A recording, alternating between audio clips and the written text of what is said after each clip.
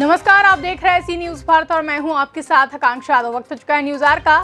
रुक करेंगे इस वक्त की बड़ी खबर की तरफ, जहां धर्मांतरण को देश के लिए बड़ा खतरा बताते हुए योगी सरकार के मंत्री आनंद स्वरूप शुक्ला ने कहा कि विस्तारवादी कौम पूरी दुनिया का इस्लामीकरण करना चाहती है। ऐसे में हिंदुओं से अपील है कि जवाब देने के लिए सजग और सतर्क हो जाएं। वहीं महबूबा मुफ्ती को कहा कि पाक महबूब है तो पाकिस्तान चले जाइए।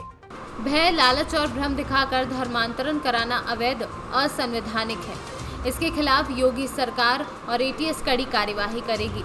मदरसों और स्वयंसेवी संगठनों के जरिए देश के खिलाफ बड़ा षड्यंत्र किया जा रहा है। ऐसा पहली बार नहीं, 7वीं शताब्दी से चल रहा है।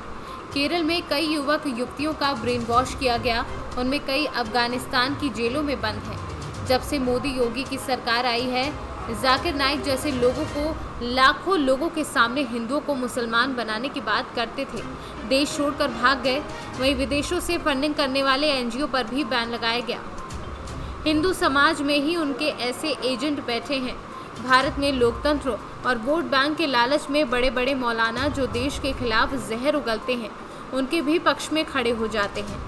पूरे हिंदू समाज में आवश्यकता है कि इस प्रकार के लोगों का बहिष्कार किया जाए जो जनसांख्यिकी परिवर्तन करना चाहते हैं, जिनका नारा है कि हम भारत को मुस्लिम बाहुल्य बनाएंगे। ऐसे में हिंदुओं से अपील है कि हमें इन चुनौतियों का सामना करने के लिए और जवाब देने के लिए तैयार हो जाना चाहिए।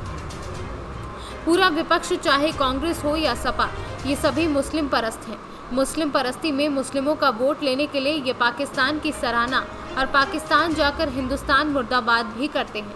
2012 में अखिलेश यादव ने यूपी की जेलों में बंद आतंकवादियों को बाहर निकालने के लिए विधेयक लाना चाहा था, पर बीजेपी के विरोध और न्यायालय में जाने से उस पर रोक लगी। ये पूरी तरह से इस्लामी आतंकवादी के सहयोगी के रूप में काम करते हैं। ऐसे मौलानाओं को इन्हीं लोगों से मदद मिलती है। पीडीपी नेता को पाकिस्तान चले जाना चाहिए। महबूबा मुफ्ती को अगर पाकिस्तान से महबूब हो गया है तो पाकिस्तान चले जाना चाहिए। भारत की एकता और अखंडता में कश्मीर पूरा हमारा है। सरकार कश्मीर के मुद्दे पर किसी भी दूसरे पक्ष से बात नहीं करेगी। जिस प्रकार धर्मांतरण मानसिकता है, वैसे ही महबूबा मुफ्ती जैसे लोगों को हिंदुस्तान, हिंदू संस्कृति और हिंदुत्व बर्दाश्त नहीं। ये चाहते हैं कि इस्लाम का राज कायम हो और इस्लामिक देश बने। यही वजह है कि इनके दिल में पाकिस्तान बसता है। जिस तरीके से प्लानिंग के तहत ब्रेन वॉश किया जा रहा था, क्या कहना है इस पूरे मसले पर आपका? भय, लालच अथवा भ्रम दिखा करके धर्मांतरण करना पूरी तरीके से अवैध है, असंवैधानिक है और इसके विरुद्ध उत्तर प्रदेश की सरकार ने और हमारी एटीएस ने कड़ी कार्रवाई भी उसमें की है। इसमें जो मदरसे चलते हैं और जो भी इस प्रकार के तथा कथित स्वयंसेवी संगठनों के द्वारा स्थान चलाए जाते हैं, उनका भी सहारा ले करके और जैसी बातें आई हैं प्रकाश में, ये एक बहुत बड़ा षड्यंत्र पूरी दुनिया में चलता है। याद से नहीं, ये 7वीं शताब्दी से ही चल रहा है। एक ऐसा विचार जिसने पूरी दुनिया को अशांत किया हुआ है और उस पर ये आज की नई बात नहीं है। धर्मांतरण आप देखते हैं केरल में किस तरीके से वहाँ से अनेक पढ़े लिखे लोगों को निकाल करके ले जा करके IAS में उनको शामिल कराना और उसके बाद वो लोग वहाँ पर अपने जीवन का भीख मांग रहे हैं। अनेक 13 ऐसे युवतियाँ हैं जो केरल से गए और वहाँ पर आज अफ़गानिस्तान के जेलों में बंद हैं। तो एक यह बहुत बड़ा षड्यंत्र है। जब से मोदी जी की सरकार आई है, जाकिर नाइक जैसे लोग जो लाखों लोगों की तकरीर में सीधे हिंदू से मुसलमान बनाते थे, वह देश से भगा और जो भी इस प्रकार के NGO चलते थे जहाँ से विदेशी फंडिंग होती थी, उस पर पूरी तरीके से रोक लगाने का सरकार काम किया।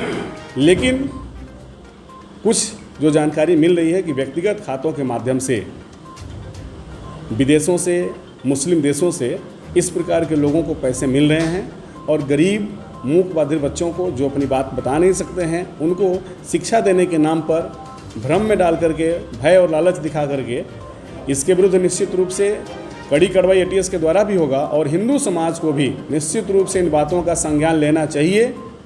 और हम सभी के लिए बहुत बड़ी चुनौती है। पूरे जनसांख्यिकी परिवर्तन के लिए पूरे दुनिया में एक ऐसा वर्ग है जो इस्लाम में जो वहाबी मानसिकता है, जो पूरी दुनिया को इस्लाममय बनाना चाहती है, उसके विरुद्ध सभी को खड़ा होना चाहिए।